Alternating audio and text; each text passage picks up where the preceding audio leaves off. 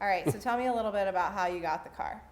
So I crashed my last car, which was a beautiful 67 Nova, and I wanted to rebuild, Okay. this same car. There's a gentleman who lives near me, Nova Bob is his name, right? Okay. He finds and sells Novas, so I called him up, and he said he had a beautiful body for a Nova.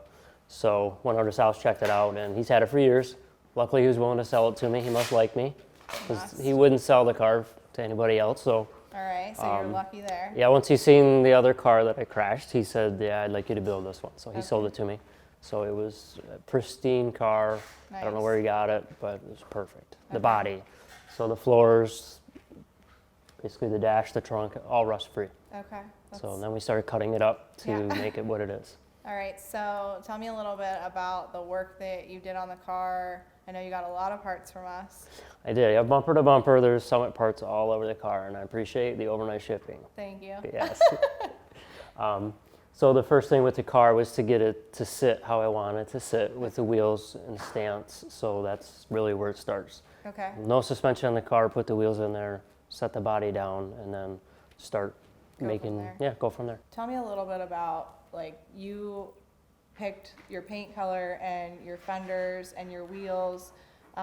You didn't want any chrome on the car. Right. So, how did you started with the wheels? I did, yeah. The wheels, I actually seen on a different car. They're an Audi, Mercedes, BMW, European type wheel. So I was able to get a hold of the manufacturer and have them machine the wheels to fit this type of vehicle. Okay. So that's what it started with. And the plan was to repaint the wheels, but I liked the color so much, I left them and did all the ornamentation in the same color. Okay. Now tell me a little bit about the trying to match the paint color. Oh, yeah. So the paint manufacturer didn't know the color. So I took the wheels into the paint store that I use, and we all laid the silvers out on the table, and we all did like a, Which one is it? And we all picked 3, and then we went from there until we picked a color. Okay. And then chose satin clear to go over really everything. Neat. It's not something that you see every day, that's for sure. Right, I wanted kind of a dark look, no chrome, no shine, kind of something that didn't stand out, just very subtle. Yeah, and without, in saying something that doesn't stand out, looking at the car, it looks like nothing you've ever seen before. That was the plan. So I didn't want to build a car where you could look at parts that were purchased. Okay, I want them to change, modify them. Right. The trunk lid spoiler, you can't buy that. The bumper, there's a lot of parts on the car you can't just purchase. Right, and probably one of the most unique things is that, panel along the back. Oh yeah, the back plate that I wanted to make so it was flush, and the factory one is very big and sticks off the car. You'll notice nothing stands off the car. The windows are flush. Even the door handles are almost invisible unless you're on top of the car. Yeah, those are Dave Kindig, so thanks to him for helping me out with getting the handles into the car. Okay. The rear plate and grills were designed in CAD, so I used to be a CAD designer. All right. Earlier in my career, so I used the skills I used to have to design what I wanted. I made them out of wood first to see if I liked the look and the theme. And then I made them out of paper, and then I put them in there in paper. Okay. And then finally did a 3D print in plastic. And then painted them. And then painted them, yeah. And the original plan was to machine them out of aluminum, but they came out so nice in the 3D print, I just put them in the car. That's cool. What about the interior? The interior, I wanted to be classic, subtle looking like the original, but yet functional, has vintage air AC. I wanted a center console that was a little more functional than the original.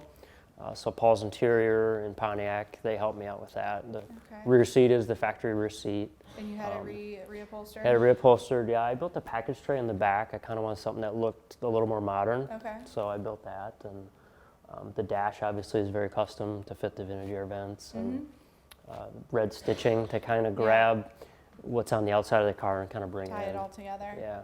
And what about the steering wheel?